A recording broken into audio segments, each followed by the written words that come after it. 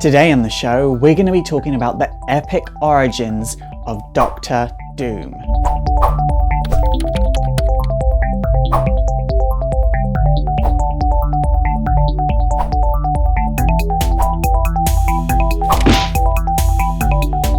They say your life begins when you have your first memory. So with that in mind, Victor Von Doom's life began when he was still in the womb.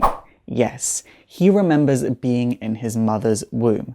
And as he grew up and he was about 4 or 5 years old, he'd talk about remembering this. And his dad kind of like shoved this off to the side because obviously no one remembers being in the womb, that's impossible. But his mother believed him. Both of his parents and Victor were from a tribe of gypsies, and his mother was a witch and his father was a doctor. Being a gypsy, Victor's father did believe in the magic, but he saw it as dangerous. He saw it as something that didn't have any rules, and he saw it as something not to be trusted. He said to his wife that she didn't know what she was messing with, but she ignored him. And even Victor, being a child, he didn't really understand what was going on, but he did notice that his mother was very, very cold to touch. She was such a loving person, loving to everyone around her, but if you touched her, she was so cold it burnt. Victor's mother was doing magic so she could protect the tribe that she was from. Then one day, she was given the power of a demon, and she was able to defeat all of the Latverian Baron's soldiers. But this power came at a price she wasn't aware of until it was far too late. All of the children in the local village lost their lives because of her using this magic. She would be chased away by the villagers, and by the time Victor's father found her, she was about to die, and her final words were about Victor. She said to keep Victor away from dark places. As the years went by, Victor's father got over his wife's death, but Victor never really did. He didn't really have friends with any of the other villagers, and the other villagers didn't really like Victor either. I mean, he was the child of a witch. He was the son of a woman that sacrificed an entire village worth of children. But he did have one friend, a girl named Valerie. But eventually the Baron's wife would fall sick, so Victor's father would be called to the Baron to try and cure the Baron's wife. And Victor was like, no, because if you can't cure her, they're going to blame you and want to kill you. And Victor's father was just like, pshaw, I'll be fine. And the next day Victor's father came back and was like, I couldn't cure her and now they want to blame me and kill me. So let's go hide in the mountains. That sounds like a good idea. The Baron's forces followed Victor and his father up into the mountains. And obviously the forces had warm coats, they had ways to keep themselves warm in the treacherous mountains, whereas the gypsy father and son didn't really have anything. So it was a waiting game, and they were able to outweigh the forces. But one day Victor would wake up and he would feel his father's arms frozen solid around him. This touch was so cold, it reminded him of his mother. The cold that was so blistering cold that it burned. They would eventually be found by the tribe and taken back to the gypsy camp, but Victor's father would die soon after this. So Victor was now alone in the world, and he was younger than 16 years old. He'd begin going through his parents' stuff, and he'd eventually find all of his mother's information on magic, so he'd begin to start teaching himself magic. But eventually he got into science and inventing as well, so he began to apply rules to something that inherently didn't have rules. He began to merge magic with technology, and with this, he was able to protect the tribe in the way that his mother had intended. By the time he was 16 years of age, he had already become the leader of his gypsy clan. But one day he was standing in a field and a man would come up to him with a gun and would be like, if I can kill you, the Baron is going to give me a lot of money and change my life. And so this man goes to shoot Victor, but Victor lunges in, presses this man against the ground and strangles him to death. It's only after the deed was done that Victor realized the weight of his actions, and he went so cold it burnt him to his very core. Victor was not the same person after this. Then the next day, a general comes from America and was like, are you Victor Von Doom? We have heard about you in America, the technology that you create, and we are incredibly impressed and want to offer you a place in America's top university in exchange for working for the military. And Victor's like, yes, I'll do anything, just get me out of Latveria. So they go to America. His whole time at university can be compressed down into a few key points. Number one, while I was at university, he did minor things for the military, just enough to keep them impressed, but he kept his focus on his own studies into magic and technology, because his main goal was to merge them to the point that he could save his mother's soul from the demon. Number two, he was actually in school with Reed Richards, and Reed had actually been offered the same place in the military program that Victor had, but obviously Victor got it, and the military was more impressed by Victor anyway, because they were always praising him.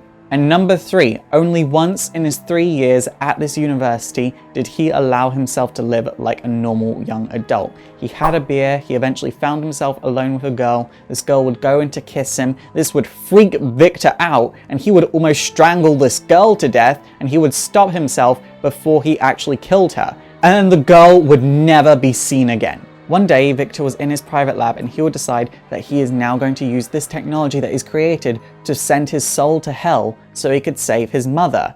And just before he was about to do this, Reed Richards comes in the room and starts reading all of Victor's notes. And Victor's like, "What are you doing? These are my notes." Then Reed Richards leaves. Victor uses this machine, and in reality, only a few moments pass and then the room explodes. But something else happened there. Victor's soul did go to hell, and for him, an eternity seemed to pass. Victor thought he was going to lose his mind, and he eventually found his mother. And he goes up to her, and it turns out she is literally chained to a demon being tortured for eternity. And the demon sends him back to Earth, and this is what causes the explosion. Straight away when he woke up, he was expelled from his school, but the military was like, "Hey, you help us out so you can keep working for us as soon as you are better." And Victor one night would undo the bandages from his face, and he would see that his face was ruined, and he actually prided himself on his looks. He was aware that he looked good and he could use that to get what he wanted in life. And now he no longer had one of his strengths outside of his smarts. Victor blamed the Americans completely. This was their fault in his mind. They were always praising him. They were the ones that made him think that he was ready when he clearly wasn't. This was all their fault, so he was going to get revenge. So he destroyed every single piece of technology that he ever made for them, then returned to Eastern Europe, never to be seen again in America. When he returns to Eastern Europe, he's living alone in a flat, and there's a drunk homeless man living outside of this flat, and he'd basically play with technology and magic to try and figure out a way to save his mother in his own time and on his own money. But really, he didn't have anything. And even the Soviet would know that he was in Eastern Europe, and they would try forcing Victor to work for them, and he was like, "No, you can't make me do anything because I have nothing in this world. So what, you're gonna kill me? Big deal." Then one day, the Romani clan's fortune teller sends Valerie to go and be with Victor. So Victor's like, "The fortune teller sent you here. He has never had an accurate prediction." But Valerie's like, "I know, but here you are." So the two of them would begin to get very, very close, and would even form a romantic relationship. And one day, the Soviet would stop the two of them in the street, and they would say that Valerie was going to be killed unless Victor agreed to work for the Soviet. And so Victor agreed to do so. And that's when a magic barrier formed around Valerie from a flower she was given to by the homeless person.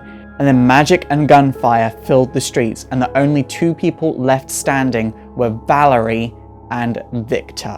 The homeless man had been shot, and he was laying there on the floor, and he said that he was actually from a temple in Tibet that Victor had to go to because he was supposed to be these people's messiah, these people who spent thousands of years merging magic with technology. Victor left Valerie. He said he didn't like the cost that having relationships comes at, and he left for the mountains. And in the mountains, he would find a yeti and almost be killed, and then he collapses. And then the monks from the temple that he was looking for come and save him, coincidentally. 5 years come and go, and Victor spends that time studying magic and technology and merging them together. And he masters everything that the monks have ever learnt within 5 years, and he even surpasses them. Eventually they build this monitoring station in Victor's room that picks up satellite signals from all over the world, so Victor could see what was going on in the world. And Victor would see that Reed Richards was now working for the US military.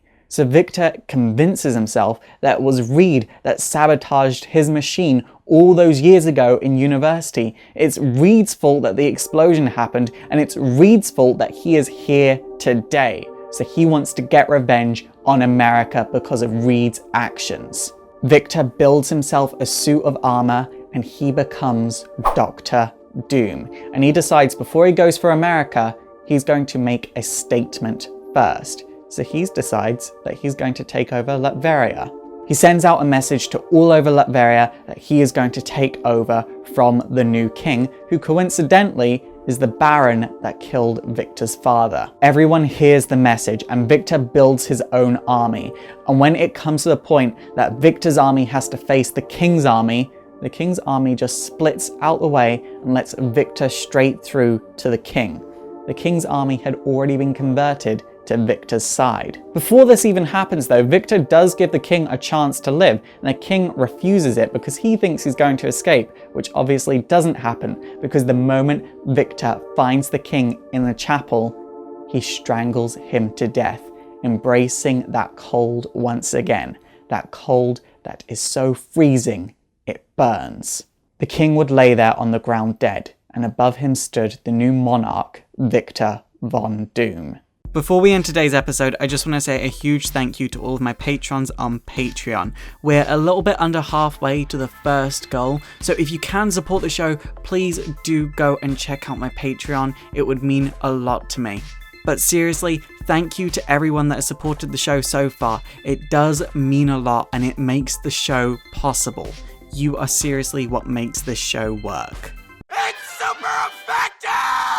Okay guys, that is it for today. So what do you think of Victor Von Doom? Please let me know in the comments down below. Also don't forget to like me on Facebook, follow me on Twitter, and support the show by checking out my Patreon so I can make bigger and better and more history videos. And also don't forget to subscribe to my comedy channel if you just want to laugh.